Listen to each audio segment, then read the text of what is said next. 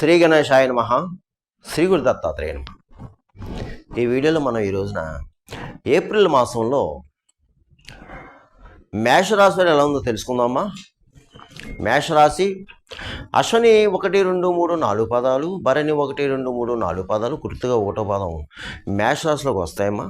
అయితే ఈ మాసం, ఈ ఏప్రిల్ మాసంలో మీకు గ్రహ సంచారం కాస్త మిశ్రమ ఫలాలు సూచిస్తుందమ్మా.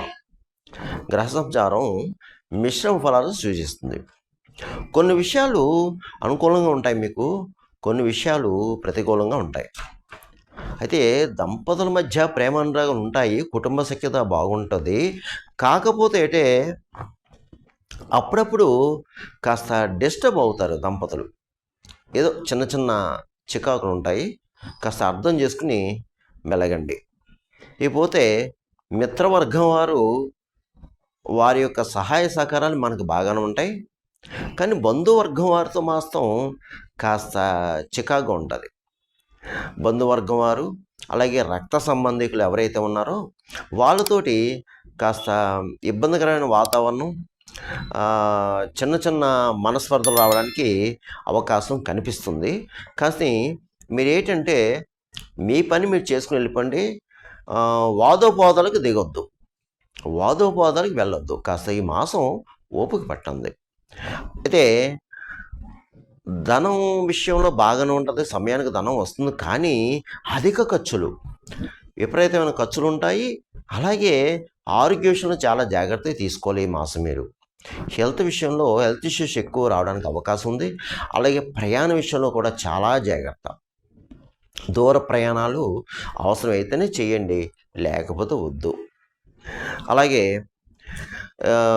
ధనం విషయం అంటే పెట్టుబడి విషయంలో మాత్రం ఇన్వెస్ట్ చేసేటప్పుడు ఆలోచించి చేయండి. పెట్టుబడి పెట్టేటప్పుడు ఆలోచించండి. అవసరం అయితేనే పెట్టండి, లేకపోతే లేదు. కొన్ని విషయాల్లో అనుభవం సలహా తీసుకుంటే మంచిది.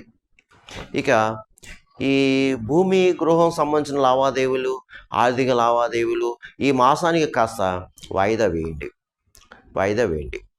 అలాగే శుభమూలక ధనం ఏమవుతుంది అంటే శుభకార్యాల నిమిత్తం, అంటే ఏదన్నా విందు వినోదాలు పాల్గొనడం, శుభకార్యాలకు హాజరవడం, లేదంటే శుభమూలక ధనం అవ్వడానికి అవకాశం ఉంది. తర్వాత ఇతరుల విషయాలు, ఎవరి విషయంలో కూడా జోక్యం కలిగించవద్దు.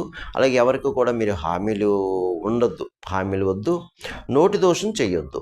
మీ నోటిని అదుపులో ఉంచుకోండి. కొంచెం పరిస్థితులు మనకి ఇప్పుడు ఎలా ఉంటుందంటే, ఈ మాసం మీకు ఒక పరీక్షాకాలమా అన్నట్టు ఉంటుంది. అందువల్ల అర్థం చేసుకోండి. జీవన విధానం బాగానే ఉంటుంది, అందులో ఏమాత్రం సందేహం. వృత్తిపరంగా బాగుంటుంది. ఎవరు ఏ వృత్తిలో ఉన్నా రాణింపు ఉంటుంది, గుర్తిస్తారు. అన్ని విషయాలు బాగుంటాయి. కాకపోతే ఈ విషయాలు జాగ్రత్తగా ఆలోచించుకోండి. ఇక స్థల మార్పులు, గృహ మార్పులు కూడా కనిపిస్తున్నాయి ఈ మాసం మీకు. ఈ మాసం స్థల మార్పు, గృహ మార్పు కనిపిస్తున్నాయి. అలాగే మీరు ముఖ్యంగా చెప్పదగిన సూచన ఏంటంటే, నోటి దూషణ చేయొద్దు, గురువుల్ని బ్రాహ్మణుల్ని దూషించొద్దు, పెద్దవాళ్ళని గౌరవించండి, అనవసరంగా ఎవరి మీద కామెంట్స్ చేయొద్దు. ఈ మాసం రియల్ ఎస్టేట్ వారు మాత్రం కాస్త కష్టపడాలండి. మీకు రియల్ ఎస్టేట్ వారు కష్టపడాలి. అలాగే స్పెక్యులేషన్ పర్వాలేదు. మోటార్ ఫీల్డ్ వర్క్ మాత్రం బాగుంది. ప్రైవేట్ కాంట్రాక్ట్స్కి మాత్రం కాస్త కష్టపడాలి. ఇక వ్యాపారస్తుల విషయం వస్తే అన్ని రకాల వ్యాపారస్తులకు బాగుంది. చిన్న వ్యాపారస్తు నుంచి పెద్ద వ్యాపారస్తులకు బాగుంది. కానీ ఈ మాసం జాయింట్ పెట్టొద్దు. ఈ మాసం జాయింట్ వ్యాపారం కలిసి పెట్టొద్దు, వచ్చే మాసం పెట్టుకోండి. ఇకపోతే ప్రభుత్వ పరంగా, ప్రైవేట్ పరంగా ఉద్యోగస్తులకు మిశ్రమ ఫలాలు సూచిస్తున్నాయి. కాస్త మీరు జాగ్రత్తగా ఉండండి. కొన్ని సందర్భాల్లో పై అధికారులతో కాస్త మాటలు పడాల్సిన పరిస్థితి కూడా కనిపిస్తుంది. మీరు వాదోపాదాలకు దిగొద్దు, ఓర్పుగా సహనంగా ఉండాలి. ఇక విద్యార్థులు బాగానే చదువుతారు, చదువు మీద శ్రద్ధ ఉంటుంది, కానీ ఇతర వ్యాపకాలు మాత్రం పెట్టుకోవద్దమ్మా. కాస్త ఇతర వ్యాపకాలు పెట్టుకోవద్దు. ఇక కళారంగం వారికి ఈ మాసం మిశ్రమ ఫలాలు గోచరిస్తున్నాయి. కొన్ని సందర్భాల్లో అవకాశాలు వచ్చినట్టు వచ్చి చేజారిపోతుంటాయి. కానీ కంగారు పడొద్దు, మీరు మాత్రం ప్రయత్నం చేసుకోండి, మీకు ప్రయత్నం ఫలిస్తుంది.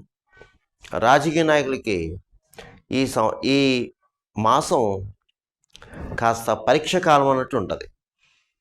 శత్రువులు ఎక్కువ ఉంటారు, మీకు నరఘోష ఎక్కువ ఉంటుంది, నరపేడు ఎక్కువ ఉంటుంది.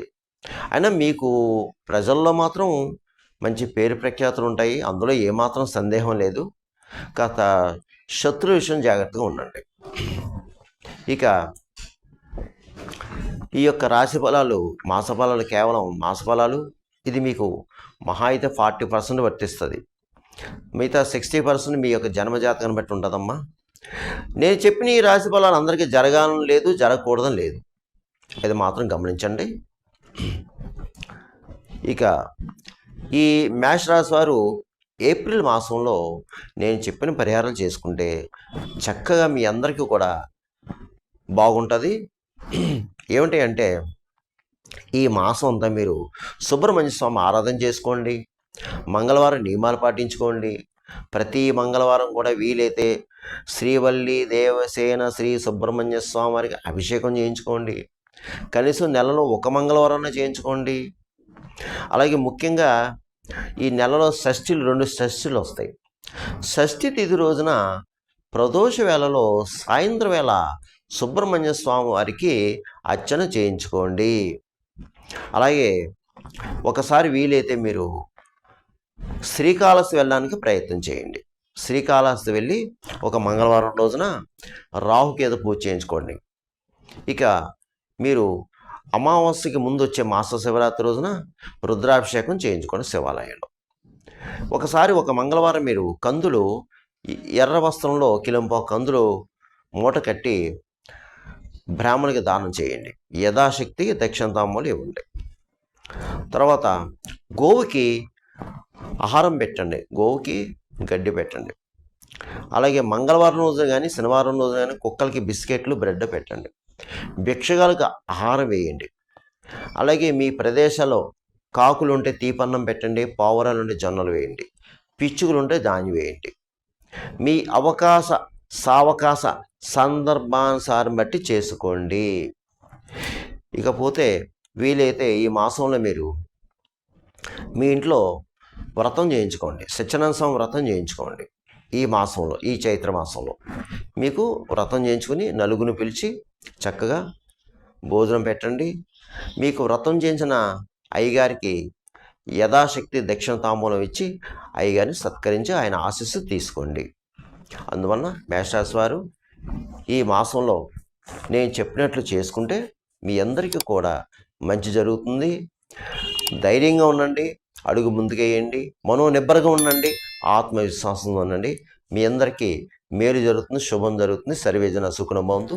శుభం భవతు. స్వస్తి.